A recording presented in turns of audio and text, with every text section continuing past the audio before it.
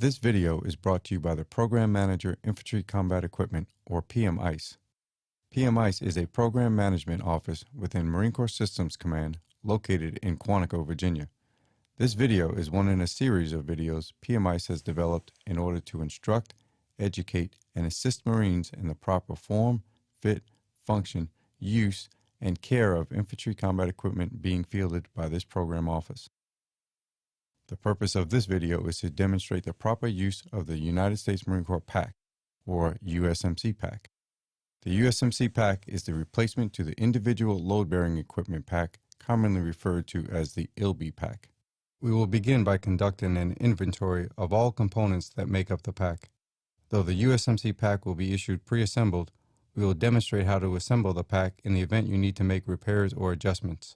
Additionally, the PAC has two torso configurations, standard and long. All PACs will be issued in the standard configuration. However, this video will demonstrate how to quickly convert the PAC into the long torso configuration in case you want to change the torso configuration to better fit your torso length. As the PAC is assembled, we will demonstrate the features of the PAC. Additionally, we will show how to properly attach the pouches that are issued with the PAC. Finally, we will demonstrate donning and doffing of the PAC, as well as the proper way to wear the PAC with and without body armor. Please note that an instructional card will accompany each PAC, which will include information presented in this video, as well as provide additional information not covered in this video. We are now ready to inventory the PAC.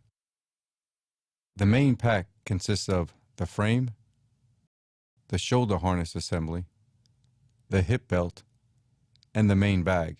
With the main bag, you will also have two compression straps and two quick release lower half straps. Additional components include the assault pack, assault pouch, two sustainment pouches, two hydration pouches, the hydration carrier, the hydration bladder system, an optional use sternum cinch, a repair kit, and the instruction card. Before we assemble the PAC, it is important to note that there are two size settings for the PAC, the standard setting and the long torso setting. As mentioned earlier, each PAC will be delivered in the standard setting. Marines 5'8" or taller may want to reconfigure the PAC to the long torso setting. A quick way to determine whether a PAC is assembled in the standard or long torso setting is to simply look to see where the side yib-yab tab is installed. If it is connected to the slot in the frame, it is a standard setting. If it is connected to the O-ring from the shoulder harness assembly, it is a long torso setting. This will be further explained during the assembly portion of this video. We are now ready to attach the shoulder harness assembly to the frame. The shoulder harness assembly consists of several straps, oval rings, and buckles. The shoulder straps have sewn-in load lifters, a sewn-in sternum cinch strap and buckle, and the quick release mechanism, all of which we will demonstrate later. The shoulder straps have a secondary connection point in case the quick release mechanism and/or buckles become unserviceable. On the square portion of the assembly, you will notice there are 4 horizontal straps with O-rings. There are 2 upper horizontal straps and 2 lower horizontal straps. There are also 4 vertical straps, also with O-rings. There are 2 upper vertical straps and 2 lower vertical straps. All of the straps will be used in either the standard or the long torso settings. However, they will be used in slightly different ways depending on which torso setting is used. This video will demonstrate the assembly for both settings, first the standard and then the long torso. We will now assemble the PAC. The first step is to attach the shoulder harness to the frame. Lay the shoulder harness down on a flat surface with the padded shoulder straps on the deck, and facing upward, the shoulder straps will form a V. All O-rings and straps will be facing up. For the standard setting, take all 4 vertical straps and route them through the loop webbing. This is the main difference between the two settings. On the long torso setting, you will not route the straps through the loop webbing.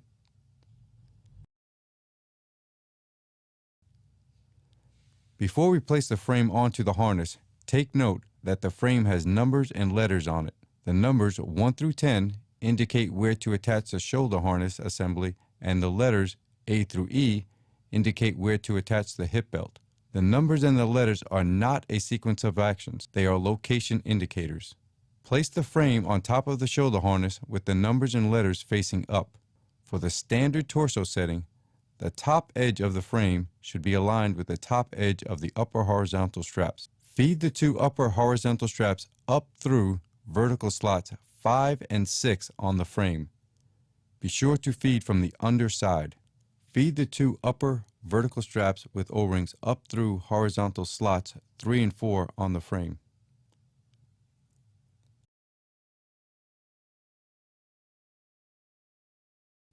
Feed the upper horizontal straps with O-rings up through vertical slot number 1 in the frame. Loosely thread the strap coming from slot number 5 up through the O-ring in slot number 1.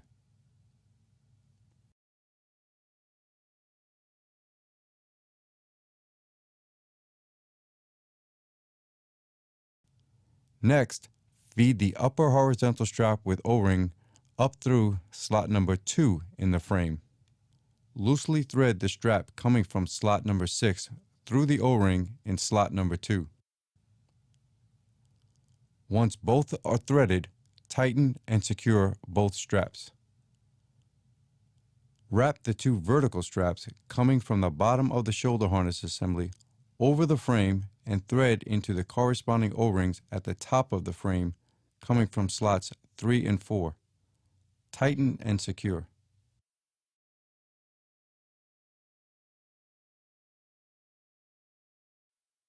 Wrap the two horizontal straps over the frame and through the corresponding O-rings. Tighten and secure.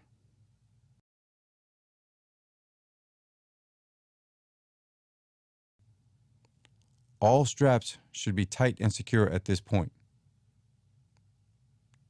We will now demonstrate how to attach the shoulder harness assembly to the frame for the long torso setting. Ensure that the vertical straps are not running under the loop webbing. Place the frame on top of the shoulder harness assembly with the numbers and letters facing up. The top edge of the frame should be aligned with the top edge of the lower horizontal straps. Because the long torso setting does not utilize the two upper horizontal straps, feed the two upper horizontal straps into their corresponding O-rings, secure, and lay flat. Feed the two lower horizontal straps up through the vertical slots number 5 and 6 on the frame. Be sure to feed from the underside. Feed the two upper vertical straps with O-rings up through horizontal slots 3 and 4 on the frame.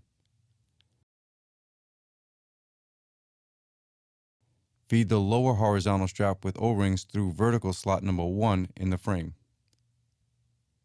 Loosely thread the strap coming from slot number 5 through the O-ring in slot number 1.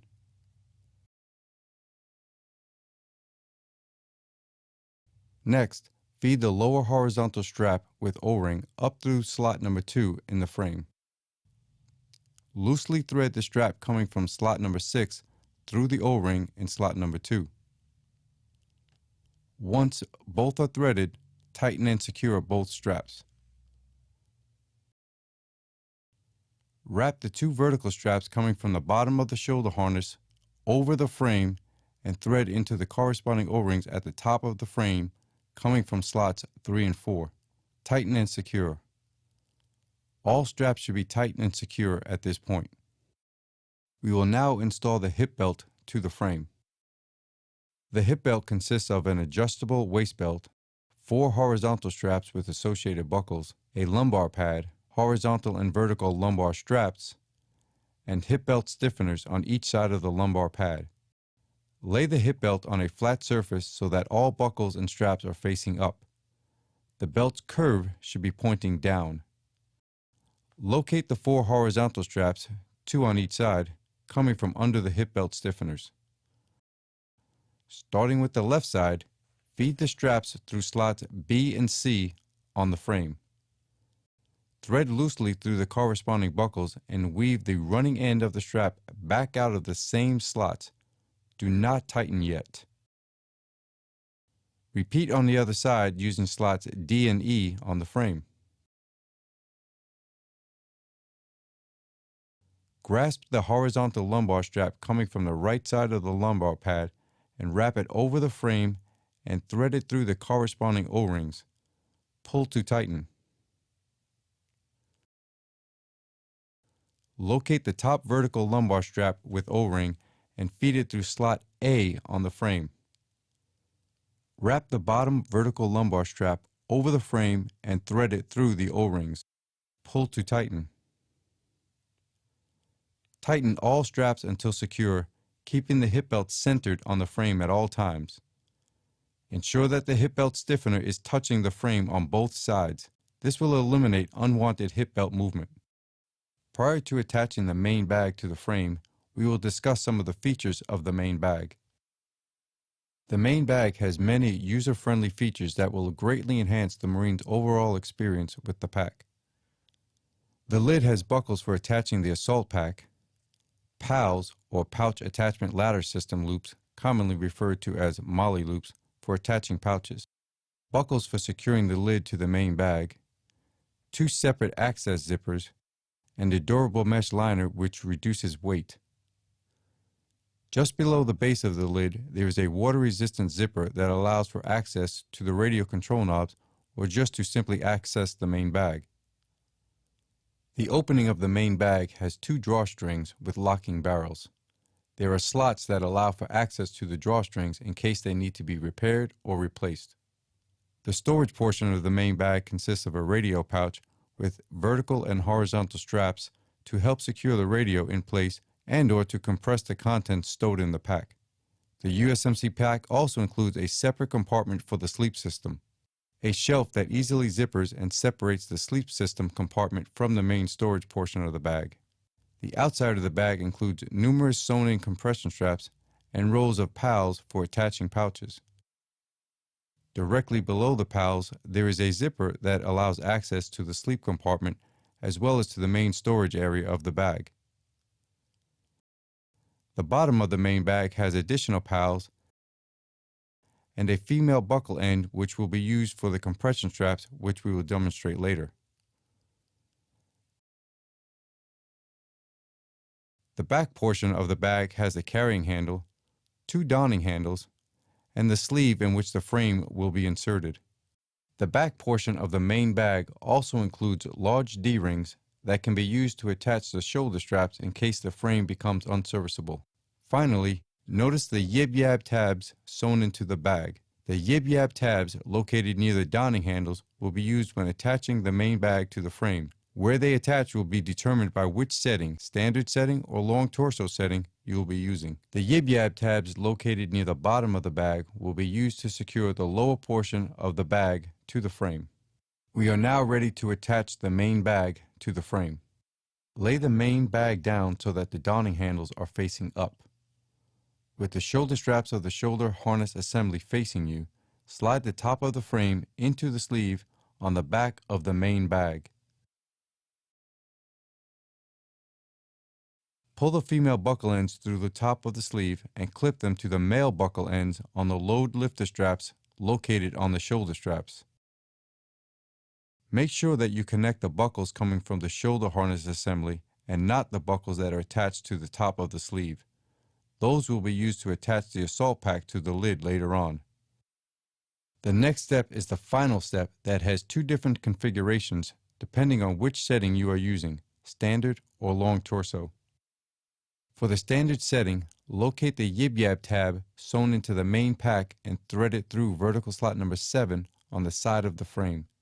Be sure to pull the tab all the way through so that it is secure in place. Repeat for the other side using slot number 8. For the long torso setting, locate the yib-yab tab sewn into the main pack and thread it through the O-rings on the side of the shoulder harness. Repeat for the other side. Locate the left and right horizontal frame attaching straps just below the shoulder harness sewn into the main bag and wrap them around the frame and thread through the O-rings. Tighten and secure. We are now ready to attach the quick release lower half straps to the pack. Locate the shoulder straps and disconnect the quick release lower half straps by pulling the quick release straps on each shoulder. Lay the pack with the shoulder straps down and the PALS webbing facing up. Feed the twisted loop of one of the quick release lower half straps down through slot number 10 on the frame.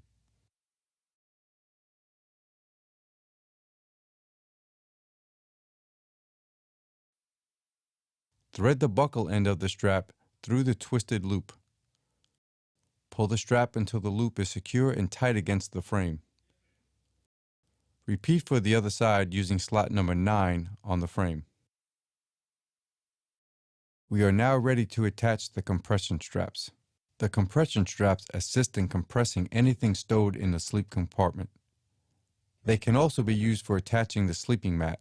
Feed the twisted loop of one compression strap down through the horizontal slot on the bottom left of the frame. To prevent twisting, the male buckles should be pointing down and should be under the strap webbing when feeding the twisted loop into the slot. Do not pull the buckles through the slot. Just the loop goes into the slot in the frame. Thread both male buckle ends through the twisted loop and pull until the loop is secured tight against the frame. Clip the lower male buckle on the compression strap into the female buckle at the bottom of the main bag. Ensure the compression strap is not twisted. Using the PALS loop second from the end, thread the remaining male buckle up through both rows of PALS webbing on the bottom of the bag. Clip the male buckle end into the female buckle end located just above the sleep system compartment zipper. Repeat for the other compression strap on the other side of the frame. We are now ready to complete the assembly of the pack. On the lower left side of the bag, locate the yib-yab tab and feed it through the vertical slot near slot number 9 in the frame until it is locked in place. Repeat for the yib-yab tab on the right side near slot number 10. Turn the pack over and fasten the buckle ends of the quick release lower half straps into the quick release buckles on the shoulder straps and fasten the snaps. Conduct a tug-pull test to ensure the buckle is fully seated and locked into place. These straps will be adjusted when donning the pack. Now that the pack is fully assembled, let's discuss making the transition from the standard torso setting to the long torso setting. As mentioned earlier, the best way to determine which torso configuration that the pack is currently in is to simply look to see where the side yib-yab tabs of the main bag are inserted. If they are inserted into slots 7 and 8 on the frame, the pack is set to the standard torso setting. If they are inserted into the O-rings, the pack is in the long torso setting. For disassembly, we will start from the bottom of the pack and work our way up. For reassembly, we will start from the top of the pack and work our way down. Start by laying the pack down so that the shoulder straps are on the deck. First, unbuckle the bottom set of buckles on the compression straps. Turn the pack over and undo the yib-yab tabs that are inserted near slots 9 and 10 on the frame.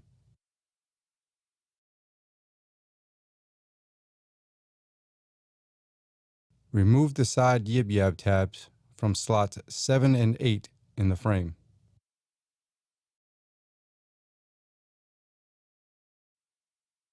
Unbuckle the load lifter straps on the shoulder straps. Slide the shoulder harness assembly out from the sleeve of the main bag. Starting with the lower horizontal straps, begin to undo the straps. You will undo the lower and upper horizontal straps as well as the lower and upper vertical straps that are holding the shoulder harness assembly to the frame. Remove the frame from the shoulder harness assembly. Pull all 4 vertical straps from under the loops in which they were routed through.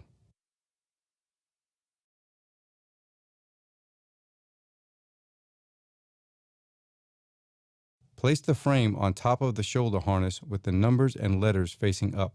The top edge of the frame should be aligned with the top edge of the lower horizontal straps. Because the long torso setting does not utilize the 2 upper horizontal straps, feed the 2 upper horizontal straps into their corresponding O-rings, secure and lay flat.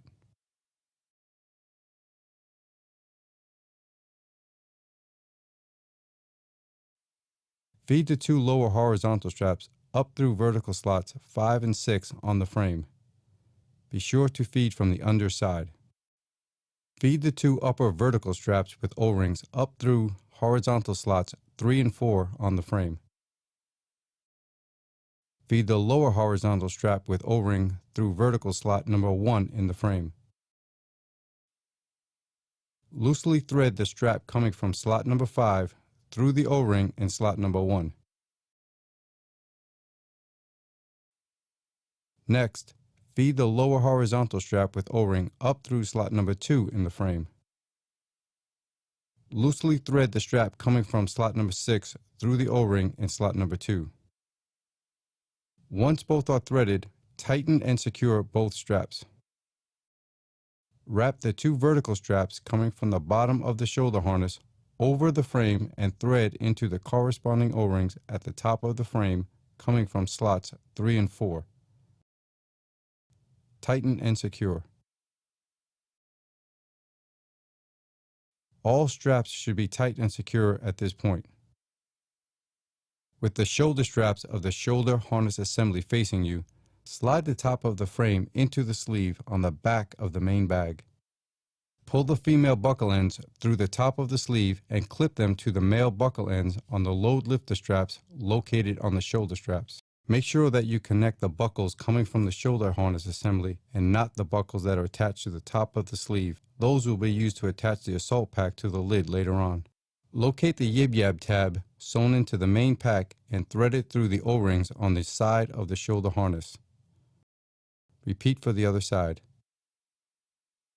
Finally, reinsert the bottom yib-yab tabs back into their original slots near slots 9 and 10. And reconnect the lower set of buckles of the compression straps at the bottom of the pack. We are now ready to attach the assault pack to the main pack. Before doing so, we will discuss some of the features of the assault pack. The assault pack is similar to the main pack in that it has sewn-in compression straps, PALS webbing, a secondary shoulder strap connection point,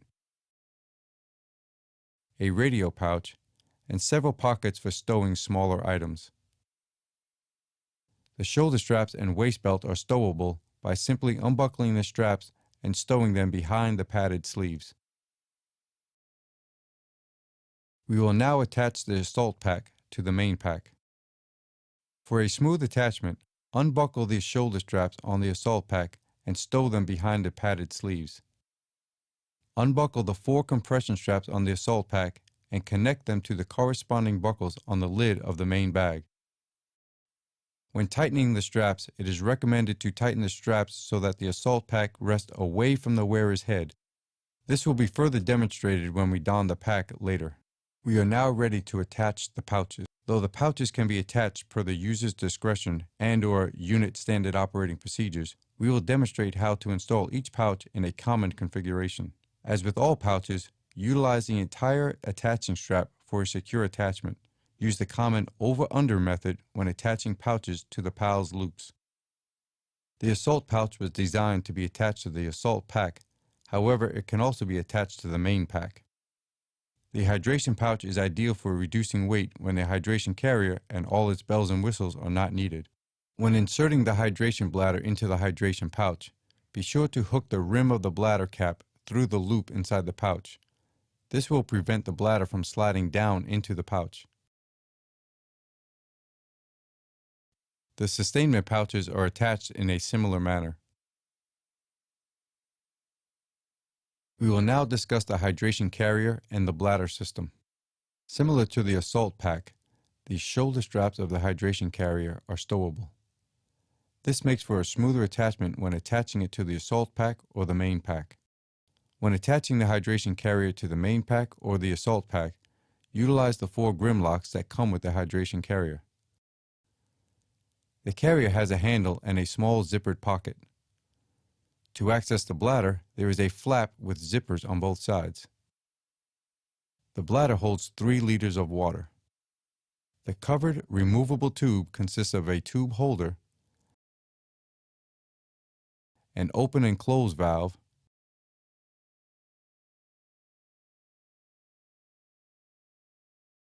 a push-to-release button that releases and removes the bite valve,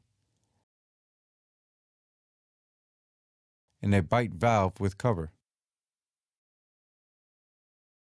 Refer to the instructional card for information on purifying water. We are now ready to don the pack. Prior to donning the pack, ensure the shoulder straps are extended enough so you don't get caught up in the straps when donning. Straddling the pack, bend down at the knees and slightly over at the waist and grasp the donning handles firmly. Ensuring no one is standing behind you, using your legs, stand up while picking the pack up and swinging it over your head. Immediately adjust the shoulder straps by tightening or loosening them. Use the load lifter straps to raise or lower the load to a comfortable position. The load lifter straps are located just below the tops of your shoulders. The buckles of the load lifter straps should angle back towards the pack at approximately a 45-degree angle. In order to take some of the weight off your shoulders, gently snug the load lifter straps to pull the load in towards your body. Over-tightening the load lifter straps will cause a gap to form between your shoulders and the shoulder strap. Next, connect and adjust the hip belt so that a portion of the weight is resting on your hips. Unlike previous Marine Corps issued packs, the adjustment straps on the USMC pack hip belt are pulled forward to tighten, vice to the rear. For heavy loads, it is highly recommended that you utilize the hip belt straps. If desired, connect the sternum strap. To doff the pack, disengage the sternum strap, undo the hip belt buckle, loosen the shoulder straps, and remove the pack from the shoulders. For emergency doffing, first ensure you disengage the sternum strap, undo the hip belt buckle, and then pull either or both quick release tabs on the shoulder straps. We will now demonstrate and discuss the use of the optional sternum cinch. When wearing the USMC pack with body armor, the shoulder straps may slide off the shoulders and can begin to cut off the circulation in the upper arm. To mitigate this, the use of the optional sternum cinch is recommended. The sternum cinch consists of 2 plastic connectors and 2 straps that have a quick release mechanism. Ensuring that the snap on the connector is facing forward, wedge one of the connectors from the top down into a single outer PALS loop on the chest of the body armor. Do not insert the snap through the PALS loop yet. Locate the section of the sternum cinch strap that has the quick release pull tab. Lay that strap down with the quick release pull tab facing down and the metal quick release buckle facing outboard. Align the snap at the very end of the strap directly below the PALS loop that the connector went through. Route the connector through the loop in the strap. Push the connector into the next row of PALS and secure the snap. Using the exact same row of PALS, install the other connector and strap to the other side of the chest on body armor. It is important to ensure that the strap is laid out with the push button of the snap facing up and the metal quick release buckle facing outboard. Once installed, don the vest and then the pack. Pull the USMC pack's shoulder straps into the center of the chest and wrap the sternum cinch straps around the shoulder straps and engage the buckle. Tighten or loosen as necessary. To release, simply pull the quick release straps on the sternum cinch. Never use both the sewn-in sternum strap and the optional sternum cinch at the same time. Remember, when using the pack's quick release mechanism, be sure to always disengage the sternum cinch and the hip belt buckle first. This video was developed in order to assist Marines and sailors in understanding the purpose, the function, and the use of the new USMC pack. Any questions or comments can be directed to PMICE by emailing pmice@usmc.mil.